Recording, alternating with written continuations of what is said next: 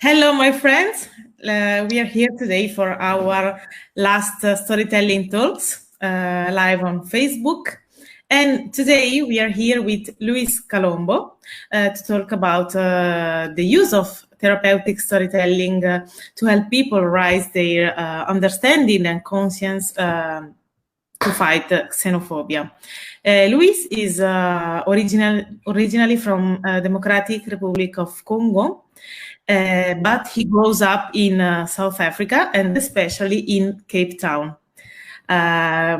He has been participating in a project called Mamelani Project, with help through this tool to change the mind of the people where he lives. So, welcome, Luis, and thank you for being here with us. So, I'm very curious, especially because I spent sometimes in South Africa and also in Cape Town, so I have very, very nice memories of this country. And I experience also see how this phenomena is present in South Africa. So for me, it's very interesting to understand how the situation has been developing during these years. So I'm very for this meeting today. No, all right.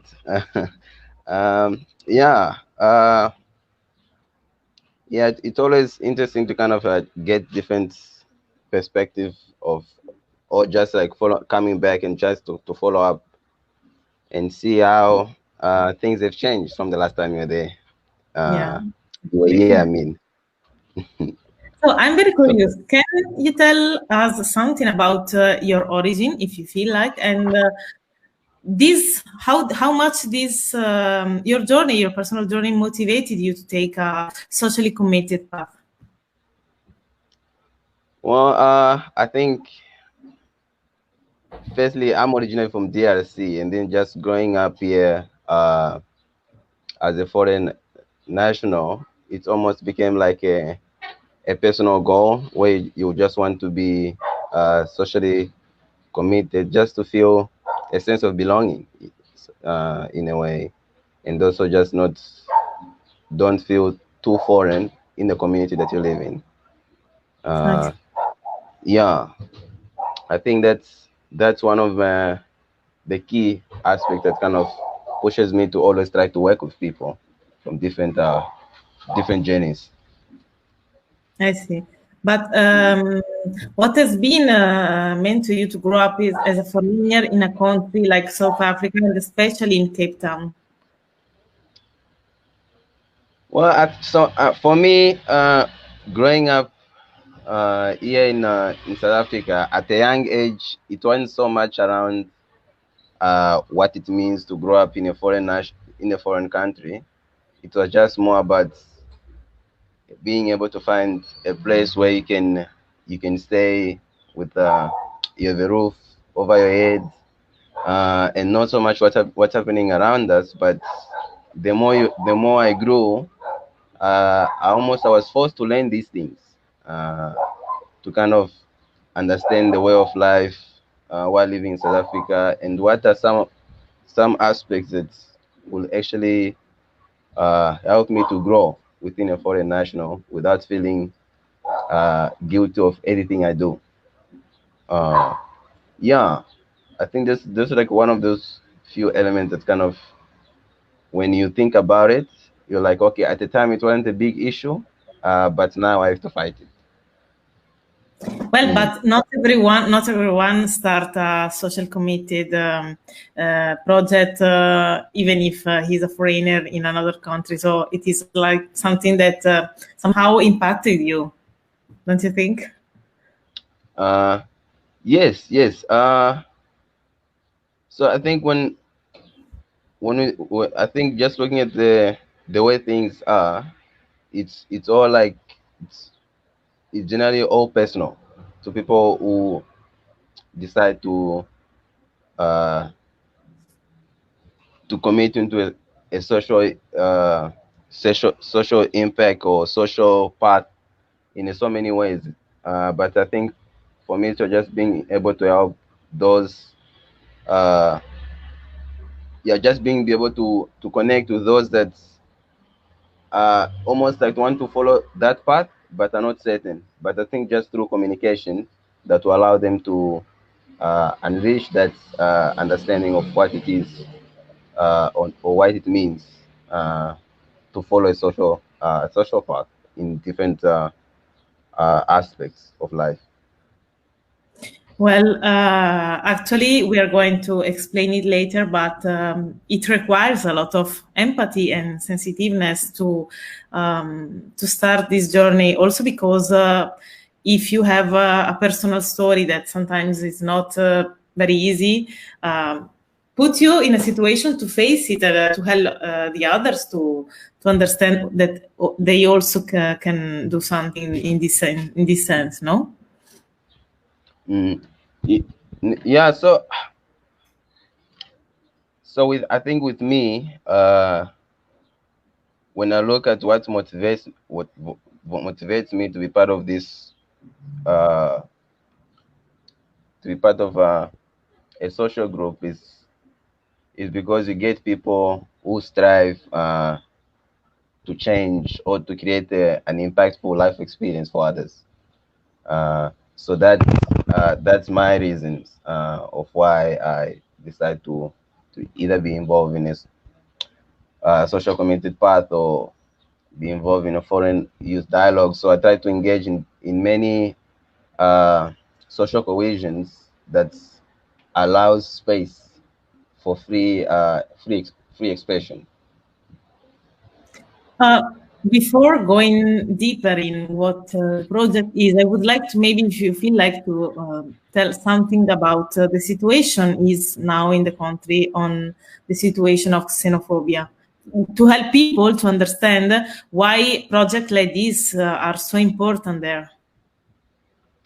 Uh, I mean, so I think it's for a foreign national, it's a very sensitive topic to speak about, and uh, watching or knowing what you're talking about, it's also very important because what you say affect the listeners or the audience, and if you do not have a common understanding of what it means for them when people are talking about xenophobia, it might cause it can easily cause another conflict within the foreign national, because I think when you're speaking about uh, xenophobia, we we will start looking at many families that have been affected when it happens. Yeah, a lot of communities, local communities, and having known somebody who have actually like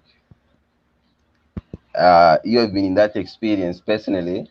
Uh, Even talking about it, it's a topic that I would rather not try to entertain or just give opinions that I feel that will work, but at the same time, not everybody feels the same. I don't know if that makes sense. Of course, yeah, indeed. But it was just like to give an overview, a very general overview of the situation to help understand the meaning of the project. No, it was just something like that. And I can understand that actually xenophobia, unfortunately, it is a phenomenon that is very spread and it is not easy to approach it. But we were going to talk it later about it. So I'm very curious now, and I want the people that are following us to understand what is Mamelani Project, because I just wrote the name and I don't wrote much about it. So we are very interested. Okay.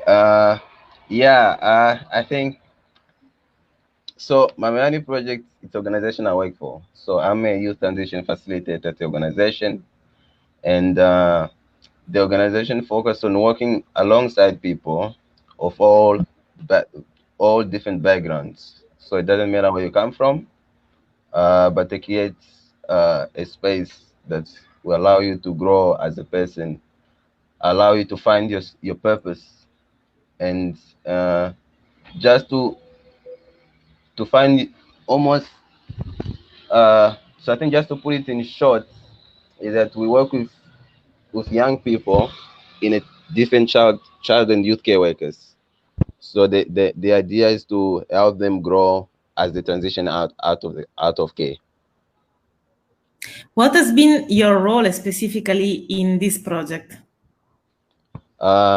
It's so the youth program, that's where my role is mainly focused in, and our role is to work alongside young people in their development within South Africa.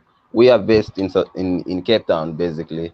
So most of the child and youth care facilities that we work with are all based in Cape Town. So our intention is to bring different young people with different backgrounds and allow and give them the space to grow, explore their own identity, relationship, and I think often you'll find that that's where uh, somebody can find what their true purpose is. So it has been a kind of peer-to-peer help, actually, because you're very young, no? I, yeah, I'm very young. The people that we working with, they are also young, and we work at the age of between 15 all the way to 20. So these are the age group that we work with. But I'm basically a facilitator and I'm also a mentor. So I'm basically mentoring most of those young people transitioning out. So I'm just there to support, guide, and just like show some sense of direction, also based on experience, kind of help them navigate their journey. How did you become a facilitator? I mean, what did you do to become a facilitator? That's a good question. So,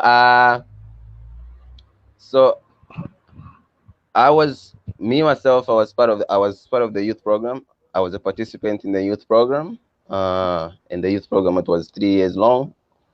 And once I completed, I graduated from the program. I've grown, developed, and a while. I think it was about a year after completing the program.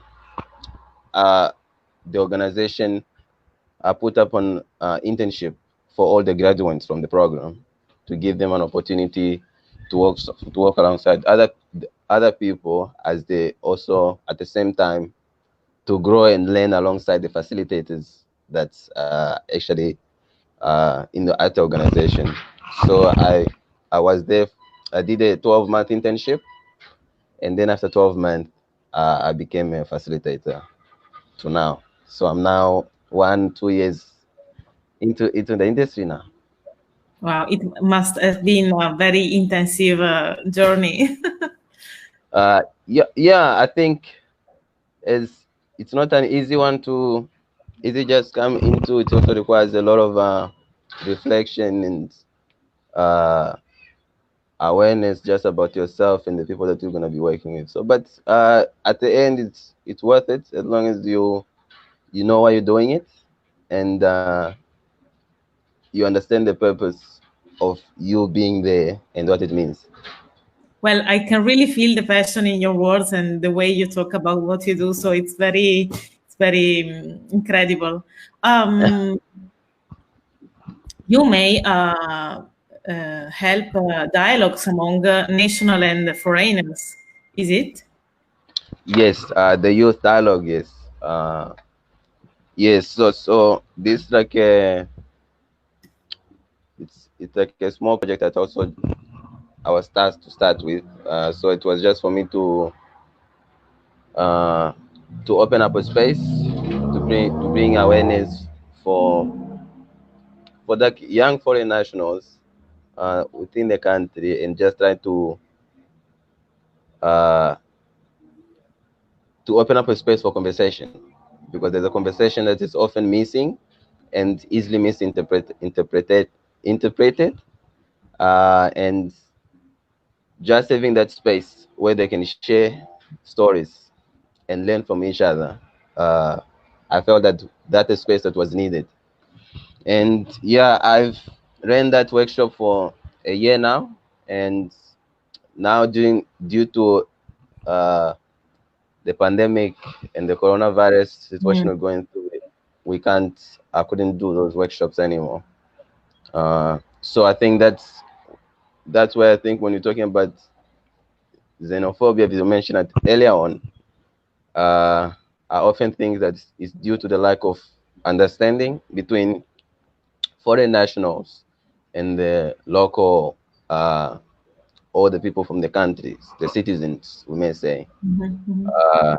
That's why you just easily see this conflict of foreign nationals being attacked. But it's also because that you do not understand why those foreign nationals are coming to the country, and why are they where you think they are, and doing what they think they need to do to survive. You And know, then you know, mm, your words remind me something that I lived when I was in South Africa that somehow scared a little bit me because it was very strange for me to see something like that. I remember once the first time I was in Tabanchu, which is a small place close to Bloemfontein, maybe you know it. And I was there with some friends, and two guys from actually DRC arrived, and they wanted a haircut in a hairdresser, but they did not welcome them. No, so I heard them speaking in French, and actually I know a little bit of French, that'll be so the thing. I talked with them, and then one of the guys that was with me told me, "You should not talk with them because they are dangerous." And I was like, "Why?"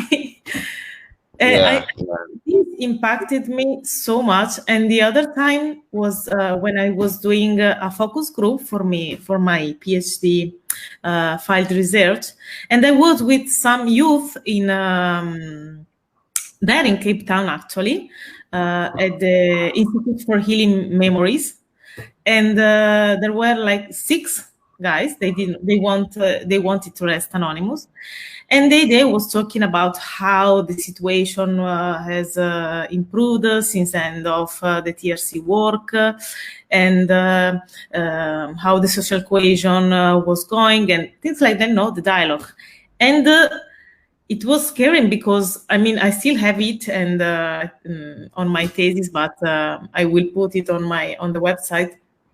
These youth were so full of anger about these kind of topics, and especially and then on the topic on xenophobia, there were just a lack of understanding, as you said, of the reason that push you to change your life completely and leave the place where you were born to seek for a different life, no? So it reminds me too much these two especially, but there are, I could say I could tell you a lot. So I wanted to ask you, do you have an experience that impacted you, especially in these dialogues that you did? uh, so I think with the dialogue is just the importance of story sharing, experience, experience that each individuals come with. I feel that is very impactful because it helps the next person to understand the situation better and how they can use that experience to better their life. So that for me, I found very I find it to be very impactful because it helps develop somebody in so many ways that you may not know. If for that person that's sharing the story, it might just be like, okay, it's just my personal experience. It won't work for somebody else. But it turns out that the more these stories are shared, the more you start seeing the impact that it brings, and how it easily changes life without really necessarily having to work with each person step by step, uh, as uh, as they're trying to change their way of living. I don't know if that makes sense. Of course. Mm. Yeah, so I think that there are a lot of great moments, because I think within the foreign national dialogues, we don't just focus on the foreign nationals. We bring citizens into that space, because I think having citizens, or in this case South Africans, in the space, it allows for a common ground of understanding. If that understanding is built there and then to interpreted outside, that it will actually, like, I think in a few years, we might be having a different conversation around xenophobia, or we might not even have it at all. Is there some words that you remember that impacted you, maybe without telling who and etc., that you remember especially?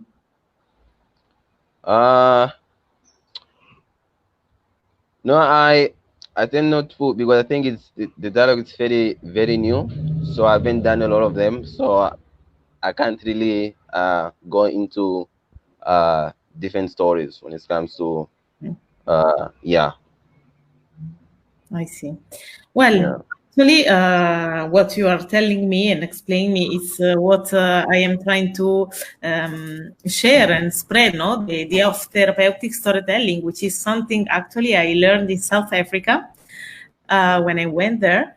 And the way I intend the storytelling, the therapeutic storytelling, it is that it is basically communication, which puts you in contact, no, with the other you are talking with, without the roles, the prejudices, and etc. Just the human being in front of another human being and their stories, no. So the idea is create the empathy through the journey you are doing in the other person's story.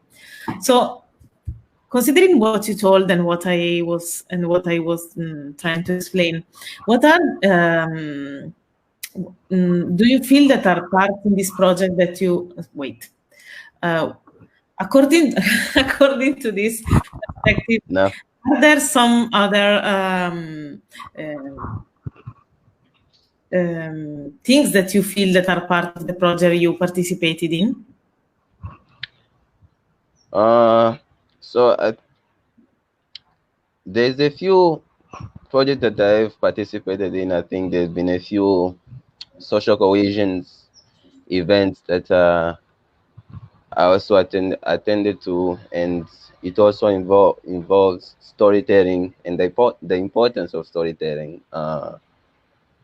And most often, what I found is that I feel that the unity and common understanding between foreign nationals and the local help promote these social cohesions, because it's through the stories that one shares, and you find that in a few cases there are some stories that turns out to be some stories that are similar, and you feel like, okay, only this specific person can share these sort of stories. But once you just have that open space like that, you will hear that there's some stories that are common, but just the journeys and the obstacles that are faced are often different. Okay, please go on. Sorry. You were going to ask a question? No, I wanted just to, yeah, but please go on. I didn't want to interrupt you. Yeah, I think it's also that I also might have mentioned a lot that just like when it comes to a lack of understanding or communication between different nationals and locals. That's where I find myself. That's okay. You are in a land where you're supposed to call home, and if you're facing all these challenges that you feel that others are not necessarily getting free, are not free get they're not getting it for free, but it's easy for them to get it compared to you, who might have like the necessary not necessary documentation, that the document that allow you to get the same opportunities as those that have like the citizen documents, and then if you are cut short from that, immediately you feel like, okay, there's no need of you being here, and you almost feel like isolated, and you lose hope. And I think once you lose hope, that's where you feel like everything goes down from there. So Yeah. there is a concrete need of storytelling in cases like that. Yeah, because I feel that through storytelling, there's a lot of us, I think, that understanding uh, that comes within the stories that the person shares, and I think that in the effect in the journey that that person has walked through, it helps one to actually see the see the resilience in that person and where they are at now. That's why I often say that if that understanding is clear to everyone, I think it will make this world a better place for everyone. Definitely. And that's what we need. A better place where you don't feel restricted to do what you want or to unleash your potential. So that's It's why I think stories very important, but I think it's also important to share it in the right place with the right people who are willing to listen to what you have to say and actually understand the basis of your story. definitely. Actually, you did answer to a question I was thinking about, which is what is the impact of storytelling on helping foreign and youth and locals in promoting social cohesion? But actually, you did answer. But I wanted to ask you something. Do you remember a special moment during these dialogues that, a part of the impact of storytelling, remember a real contact, an authentic contact and communication, as I told you before, during the share of the stories? Do you remember a special moment in which you felt that there was a real understanding of each other? The light was okay. Yeah, we are just in time. We are currently experiencing load shedding now, so it's Oh, terrible. So wow, the light just went off, okay. unexpected, unplanned. So this light, you might be seeing it from my laptop. So as long as you can see me, I think it's good. And I can see you now. It was just a moment in which I could not, but fine. Mm. So, did you understand what I said? Yes, I think. Can you just repeat your last question?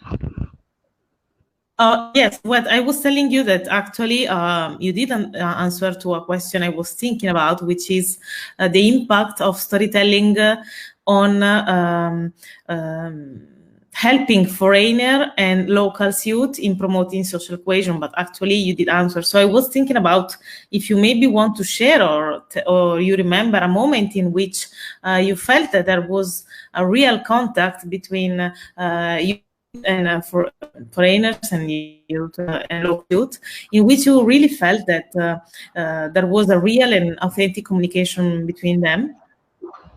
Yeah, I think that's example come to one.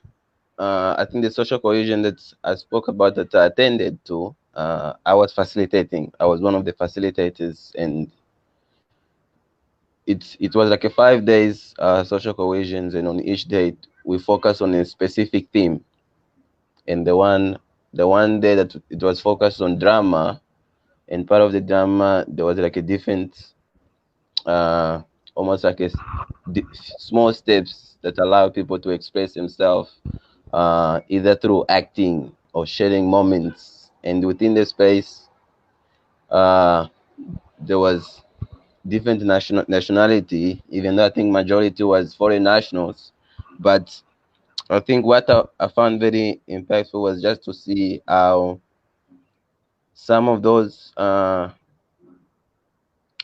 citizens who were in the space were able to relate to the stories that were shared in the space. Like uh, I hear now that you have shared these stories. Now I can see uh, and I have a better understanding of why you do what you do and why you're here. But this is just one of many. I understand you now, but many outside don't. So if we can get this message out to those that don't, I feel that we all be on the same page in terms of understanding of foreign nationals. So I think that's why I felt that social cohesion was very important to have, and I felt that it had a huge impact on those young people that were in that space, and just having to hear the stories of those what were in the space and what they were going through and how they overcame it. But they might overcome it, but they still felt that it will still happen again. So I think that's for me. I found it to be very powerful. That's why I always try to kind of, if I can be able to kind of be able to be in a space where there's a common ground where the space is open for stories and people are able to kind of engage with it. I feel that's where yeah, I think it will create a better place for everyone to be. Not it won't be specifically for those that want to be there, but also for those that feel happy to be there. Have you ever felt that your role as a facilitator changed the life of someone that you helped? It's interesting. I was asked this question a while ago. I think the exact question. And so for me, I don't. Yeah, I don't tend to kind of easily share this moment because at times, as moment I see that uh, somebody comes to me and it tells me that, look, what you did that day, or you being there for me, helped me to move or change my perspective of how I think. I think uh, that's when I feel like, okay, my role had an impact on a certain person. So I think that is some similar impact that I want many people to have, not just me. Interesting. What are the lessons you think you learned from working, as you said, alongside people in fighting xenophobia, and what are the main obstacles you found? Okay. So I think when you mentioned fighting xenophobia, so it's like, is this something that will be easily linked to protests or strikes, uh, or yeah, just like conflict between two nationality. But I think for me, when the term xenophobia is mentioned, there's a lot of images that is painted in my mind, and then uh, if that image is misinterpreted, it can easily cause unnecessary conflict. I think I mentioned this at the beginning. Mm-hmm. Yeah. So I'd rather say that working alongside people, I should only it should not only be about only when there's a xenophobic attack, but that impact can start before uh, you hear about the attack. So I think if uh, if there's that, sorry, I think if there's space for that, then I always feel that if there's space where you can avoid an event from happening, they try to use that space effectively. And once it happened, then people are better prepared. I know you cannot prepare for a xenophobic attack that might happen, but it happens unexpected, and the fight and the reason for that fight is often common.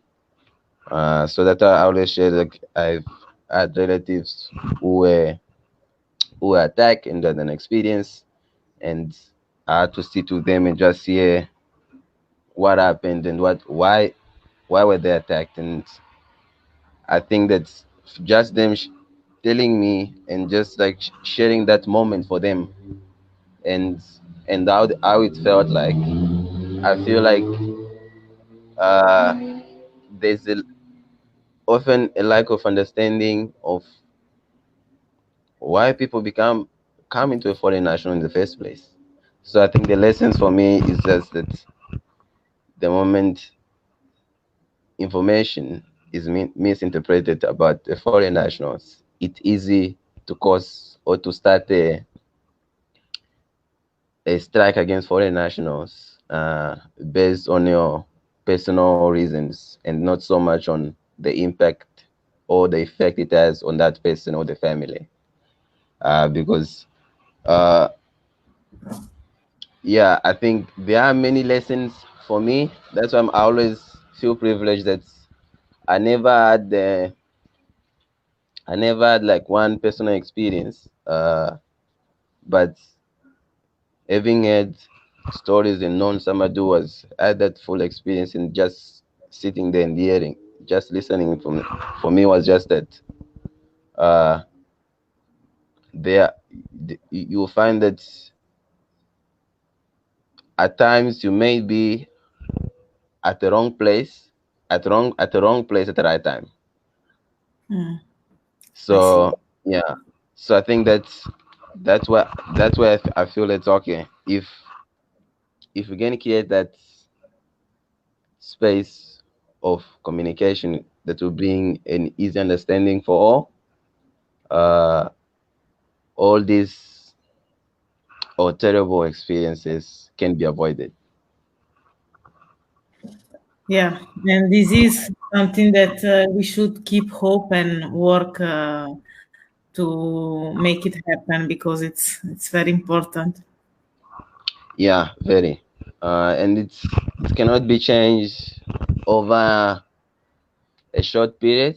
It's a slow process that would take a lot of mini uh, gathering or mini social cohesions or mini dialogues and discussions between both nationals and foreign nationals. But as long as that is not happening, I think that we'll keep going around in circle.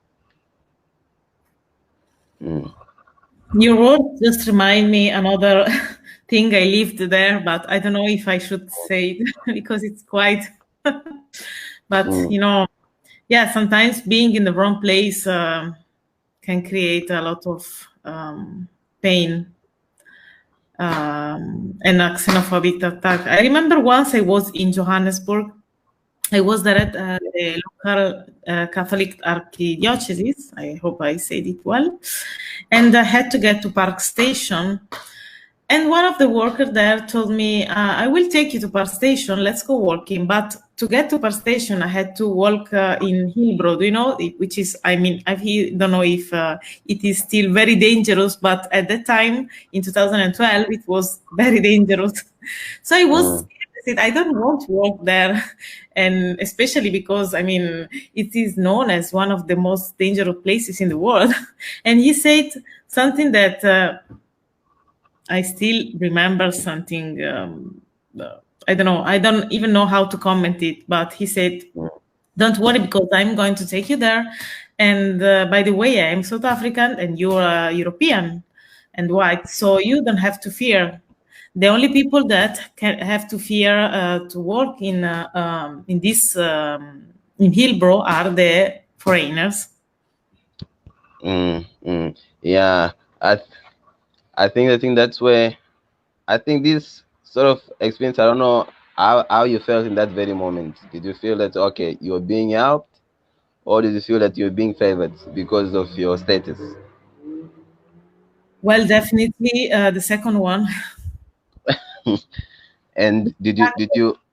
Mm. I think that it is something that, the very same, how can I say it?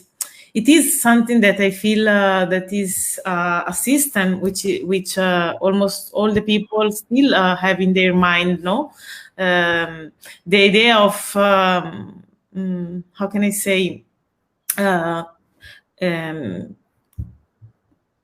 push the anger they have of the situation that has not changed to someone that political rhetoric put the anger against, no? So I don't know if I explained it well.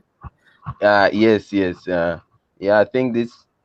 I don't know if what it's trying to say. I think based on different political parties or what is the political party says and how they feel around.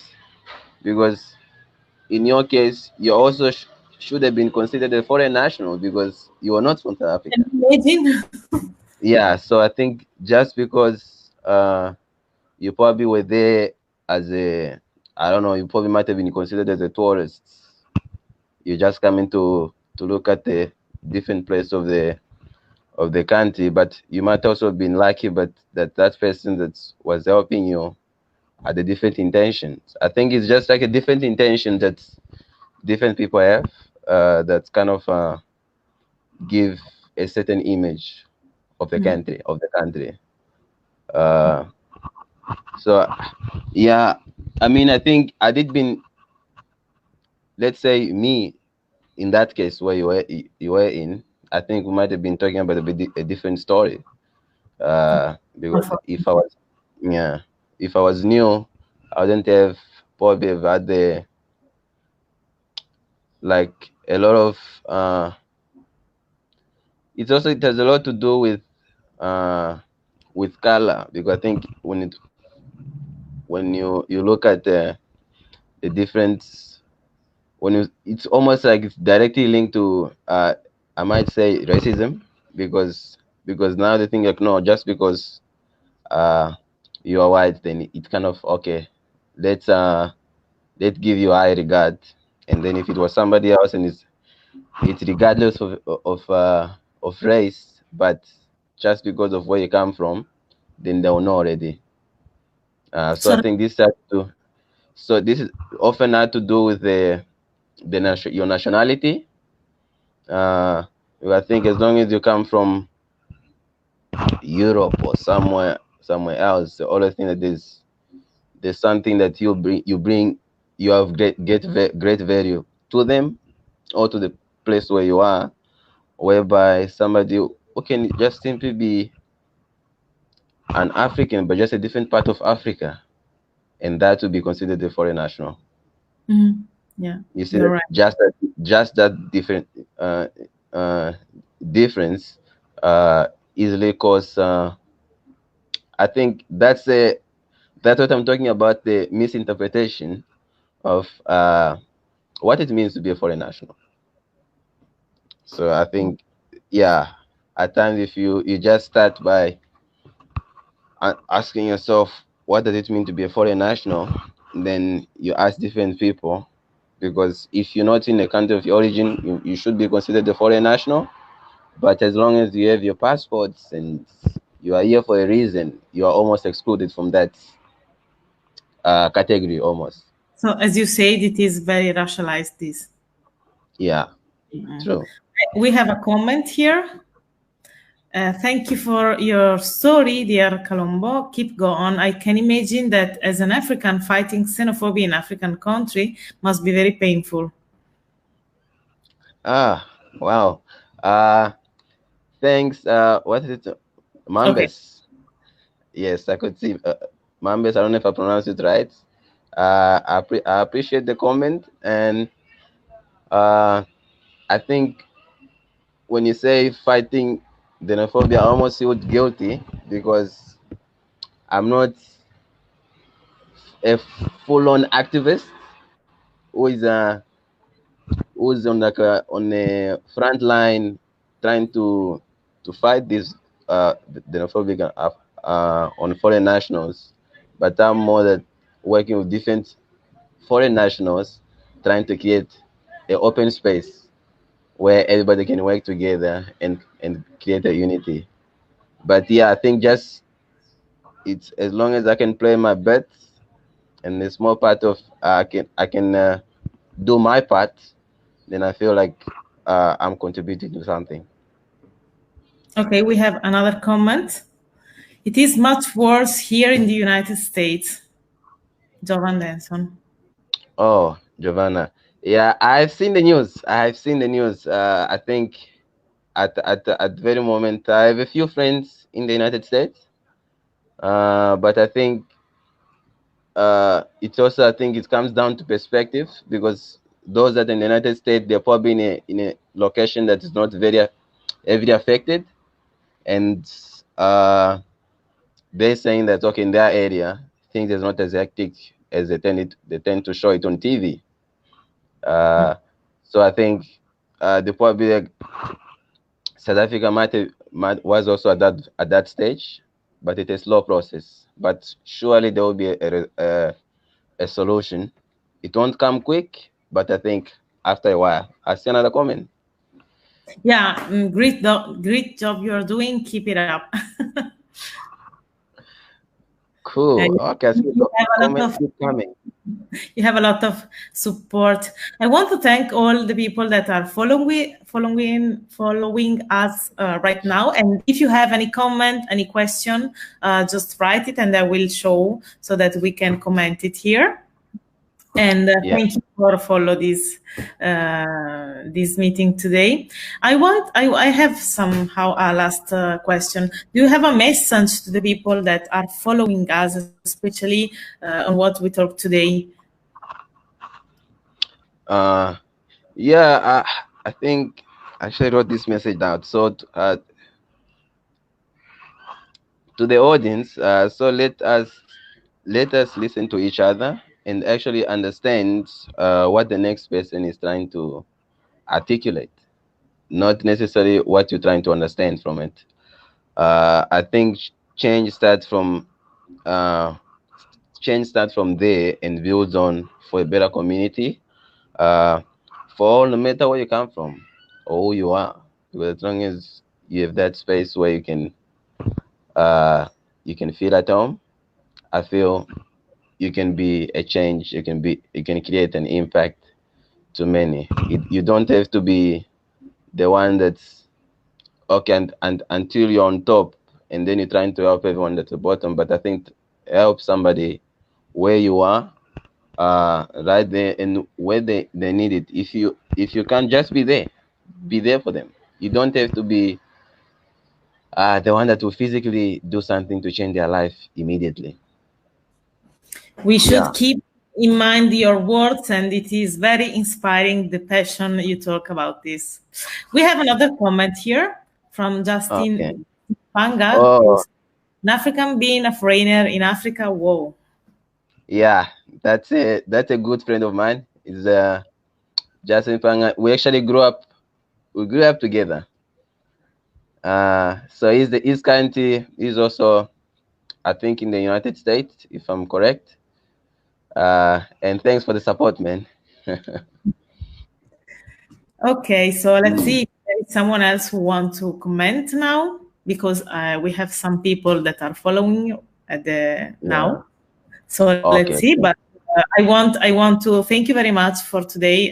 Sorry for my English, because I'm not very used to talk so much. So maybe you did not understand everything, but I hope that. I want to thank everybody, not just for today, because today it is the last storytelling talks in a journey we started in May, and we now have the stop for the summer, because here on this side we are in summer, so there will be holidays, so we stop for a while. And I want to thank everybody that follow us. I want to tell something else. If you want to see this video, you can find it on this Facebook page, Storytelling Talks, or you can go on YouTube on Peace Wars, the page of Peace Wars, and there you can find all the videos we did in all the languages: Spanish, English, Italian, everything. And so I will put it tomorrow, maybe. And okay, so this is if there are no any more comments, I think we can finish. If you have anything you want to say. Yeah, I think just to also just thank you for trying to put all this together. Understand it. Yeah, it was particularly not easy, I think, to try to get a lot of information for me. And I know, I think we're still trying. I think beside that struggle, I can see the passion in what you're doing, and you know what Thank you. you know you know what impact this will have. And I'm really looking forward to uh to this book or booklets that you're putting Oh, together, be- exactly. because I also feel that this mini series that you have created already, it's to many, uh it will actually, like, it's very impactful, because there are many that want to listen and hear about these stories. Thank you very much. So It's yeah. hearing from you. And yeah, you mentioned the book, and actually we can say it. Lewis is participating to the project of a book I am going to publish in autumn, so very soon. And it is a book on therapeutic storytelling that these meetings help to somehow create the path to the publication of this book and create the, how can I say, the context for the publication. So it open it a little bit the way. So yeah, this book will be published very soon. And as I said the last time, also one of the girls that participated, Alejandra, will participate, and Lewis too. So this book will change, I hope, the meaning of therapeutic storytelling we are used to, which is more in the psychological way, and we should try to understand that therapeutic storytelling, it is just somehow an authentic communication, and the idea is to create a new, how can I say, a new way to help the education of the people that work like you and like other people in with others in NGOs and so on, to understand and know a tool that is very, very important. So I'm very honored for your words and your participation. So if there No, is any other comment. uh, no, I think no comments from my side. If there's any comments from the viewers, and I know, oh, lights, there we go. Yeah, and then I know there's a lot of support out there. I think if there's uh any questions, I know the video is gonna end. I'm sure the questions can be answered in the comments below. I'm sure after Exactly. the So video. if someone want to ask something, but later you can write in the comments, and we will try to answer. We try to reply you as soon as possible. So Yeah. thank you all for today. Thank you, Lewis, and good holidays to everybody. Oh, another comment. Okay, just in time. Good. Okay. Thank you very much, Firmino. Okay. Thanks, Firmino. Yeah, and your name, I actually keep forgetting how to pronounce your name. Aglaya. Aglaya. Okay. Because each time I try to avoid mentioning your name because I know I'm gonna get it wrong. And Don't worry. It's not a all right. problem. Okay, so thank you all, and have a good continuation of the day. Bye. All right. Thanks. Bye.